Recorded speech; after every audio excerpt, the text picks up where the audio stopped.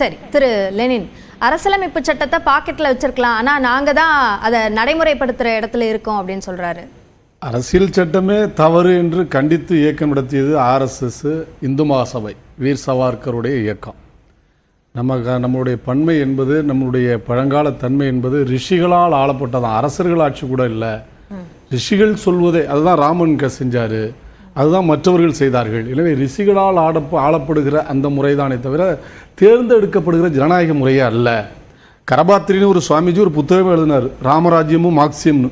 அந்த புத்தகத்தில் அதான் சொல்றாரு, தலைகளை எண்ணுவது ஜனநாயகம் அல்ல, தேர்தல் வந்து தலைகளை எண்ணுதான், அது ஜனநாயகம் ஏற்றுக்கிட்டு தானே இப்போ ஆட்சி. இல்ல இல்ல இல்ல எங்க ஏற்றுக்கிட்டாங்க எங்க ஏற்றுக்கலங்கிற விஷயத்தை சொல்றேன், ஒரு நிமிடம் பொறுமையா இருந்தா தெரியும். எனவே தான் இப்போ ஒவ்வொன்றாக அவங்களுக்கு வரலாறு இல்லை. எனவே இவர்கள் ஒரு வரலாறு செய்து கொண்டிருக்கிறார்கள். இப்போ என்ன, சாவர்கர், வீர சாவர்கர் பட்டத்தையே அவர் தன்னுடைய வாழ்க்கை வரலாறு ஒரு புனைப்பேரில் எழுதுறாரு, அவராக கொடுத்துக்கிட்டது. மொத்தம் வந்து 6 மன்னிப்பு கடிதம் இருக்கு. அதில் 5 கிடைத்து விட்டது, 1 காணும். ஆனால் அவரே எழுதியிருக்கிறாரு, நான் ஏற்கனவே ஒரு மன்னிப்பு கடிதம் எழுதியிருக்கிறேன்னு அவர் சொன்னதுனால 6 கடிதம் என்பது உறுதி செய்யப்பட்டிருக்கு.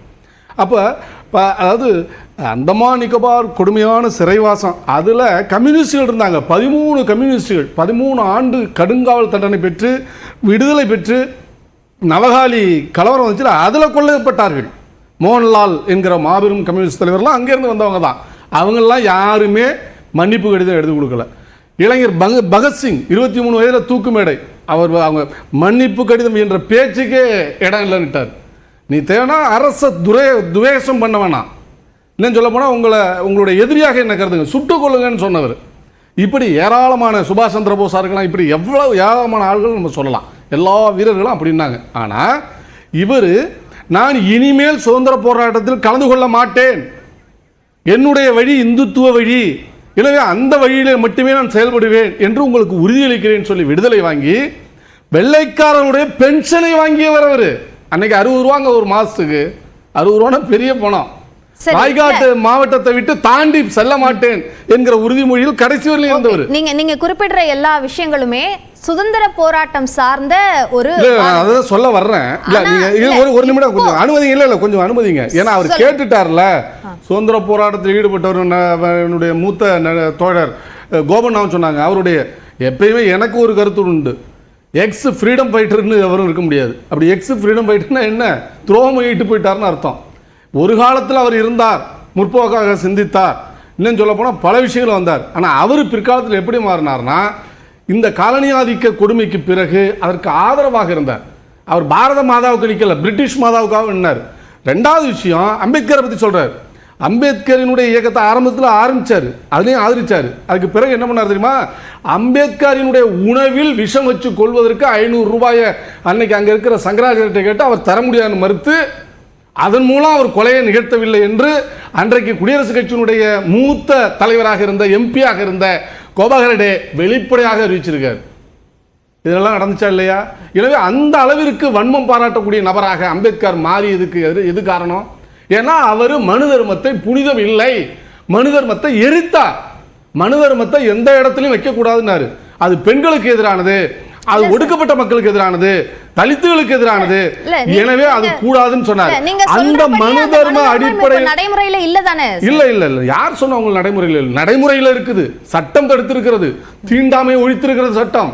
ஆனால் நடைமுறையில் இருக்கிறதா இல்லையா, சமூக வாழ்க்கையில் இருக்கிறதா இல்லையா, சட்டம் தான் ஒழித்திருக்கிறது.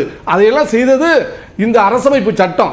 எனவே சாதிகள், அதாவது நீங்க யோசிச்சு பார்க்கணும், இவர்கள் வந்து சாதி பின்புலம் அப்படின்னு வர்ற போது, இப்போ கூட சமூக நீதி இடஒதுக்கீடு பற்றியெல்லாம் சொன்னார். எந்த காலத்திலையும் ஆர்எஸ்எஸ் இடஒதுக்கீடை ஏற்றுக்கொண்டதே இல்லை. வெளிப்படையாக நீங்கள் எடுத்து பார்க்கலாம்.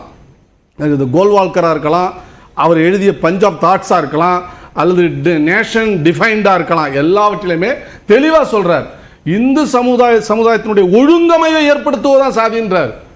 அது இப்போ யோகி ஆதித்யநாத் சொல்கிறார் 2017 NDTV நேர்காணலில் சொல்கிறாரு, வயலில் எப்படி வரப்பு கட்டி பயிர்களை பாதுகாக்கணுமோ அது மாதிரி தாங்க அடுக்குமுறை சாதி ஒரு ஒழுங்கை தருகிறது அப்படின்றார். அப்போ கீழ்ச்சாதிகாரம் மேலே ஏறி நிற்பதற்கு அது உரிமை என்றால், கீழ்ச்சாதிகாரம் அமைங்கிட்டே இருக்கும் என்பதை நியாயப்படுத்தக்கூடிய ஒன்றாகத்தான் மனு தர்மம் இருக்கு. எனவே தான் இவையெல்லாம் எதிரானது என்பதில் ரொம்ப தெளிவாக இருக்கிறோம். எனவே தான் அம்பேத்கர் அதை உணர்ந்து மனு தர்மத்தை கொளுத்துகிற அந்த மிக பெரும் போராட்டத்தை நடத்தினார். இப்போ வரலாறு இப்படி இருக்கிறப்போ சாவர்கர் மனு தர்மத்துக்கு ஆதரவாக இருந்தவர். அதுதான் வந்து இந்தியாவுக்கு வளமையான வாழ்க்கை தரக்கூடியது. இந்துத்துவாங்கிற கருத்தை அவர் உருவாக்கிய போது என்ன சொன்னாரு? இந்து மதம்னு சொல்லல, அது வந்து ரொம்ப கம்மியா இருக்கு. இந்துத்துவாங்கிறது என்ன? கலாச்சார பின்னணி. அப்ப என்ன பௌத்தம் ஜைனம் எல்லாத்தையும் சேர்த்துக்கிறாரு. கிறிஸ்தவத்தையும் இஸ்லாமியும் தவிர்த்த, அதாவது புனித பூமி மெக்காவில் இருக்கான் அவங்களுக்கு, இவங்களுக்கு ஜெருசலத்தில் இருக்கான், அவங்கள தவிர பாக்கி எல்லா மதத்தையும் ஏற்றுக்கொள்ளலாம். பௌத்தமே இந்து மதத்துக்கு எதிராக, சாதி முறைக்கு எதிராக வந்தது, அதையும் சொல்றார். ஆனா அதை ஏற்றுக்கொள்கிறார். அப்படி என்றால் இங்கே தான் மிக தெளிவாக நாம் பார்க்க வேண்டியிருக்கிறது. இந்த வகுப்புவாத துவேஷத்தை விடுதலை போராட்ட காலத்திலேருந்தே கொண்டு வந்தவங்க. காங்கிரஸை பத்தி சொன்னார். அன்னைக்கு காங்கிரஸ்ல 2 நிலைப்பாடு இருந்துச்சு.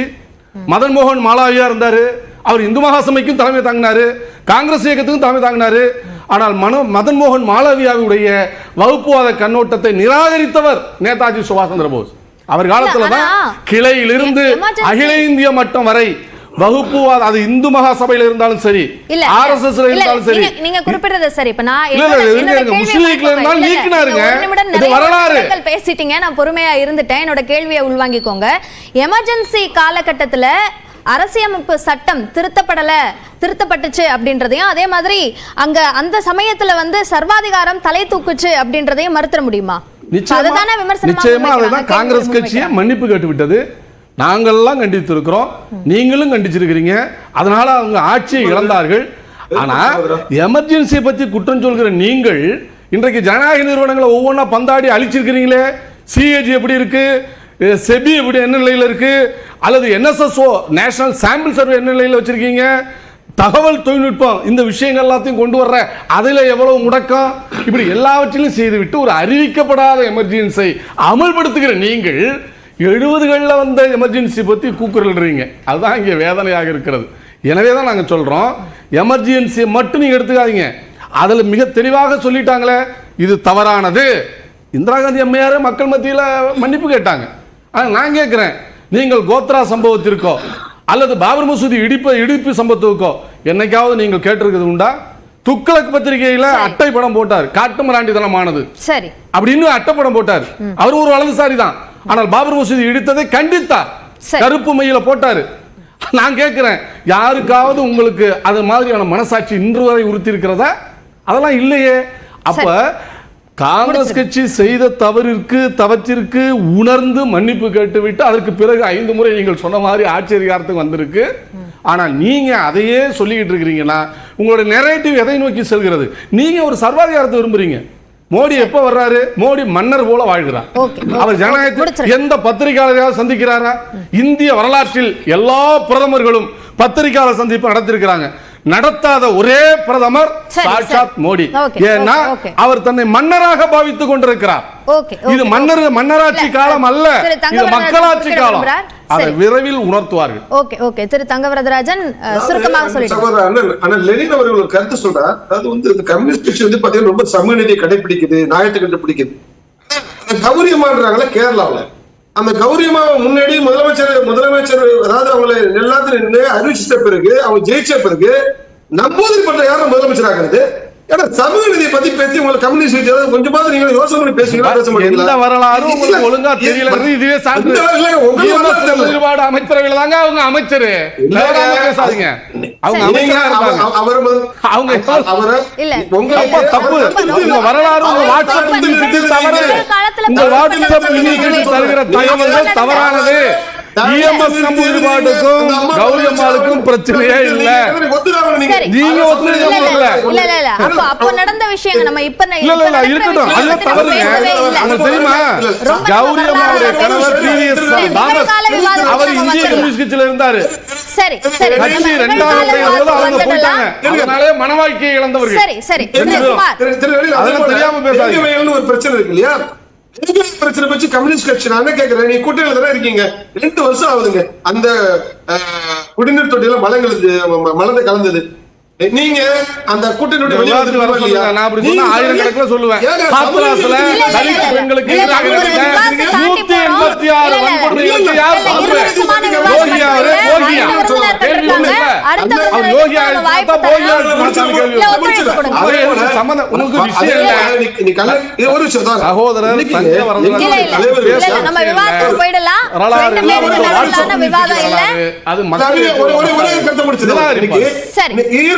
இதுவரை யாருக்கு இன்னைக்கு எங்களுடைய சேர்பர்சன் முயற்சி காஷ்மீர்ல எப்படி கொல்லப்பட்டாருன்னு இது ஒண்ணு மர்மம் கிடையாது. இதுக்கு இந்த காங்கிரஸ் கொண்டு நான் சொல்றேங்க. சரி. இது வரல கிடையாது. எங்களுடைய இல்ல, இல்ல, 10 வருஷமா நீங்க என்ன பண்றீங்க திரு தங்கவரதராஜன்? புல்வாமா அட்டாக்ல 44 பேர் செத்து போனாங்க. வருஷமா நீங்க என்ன புல்வாமா பண்றீங்க அட்டாக்ல திரு 44 பேர் செத்து போனாங்க. RDX மருந்து பயன்படுத்தப்பட்ட ராணுவ பயன்படுத்தப்பட்டிருக்கு. இன்னைக்கு வரையும் உங்களால சொல்ல முடியல. நீங்க தேசபக்தர். தேசத்தை காட்டி கொடுத்த ஒரு கூட்டம் நம்ம வரலாற்றில முரணாக இன்னைக்கு ஆட்சியில் வந்திருக்கீங்க. அதனால நீங்க அள்ளி விடுறீங்க. அதெல்லாம் வரலாறு பற்றி நிறைய நாட்டு மக்கள் ஏற்றுக்கொள்ள மாட்டாங்க. வரலாறு பற்றி அதிகம் பேசியதுனால திரு சுகுணா திவாகர் கிட்ட போறேன்.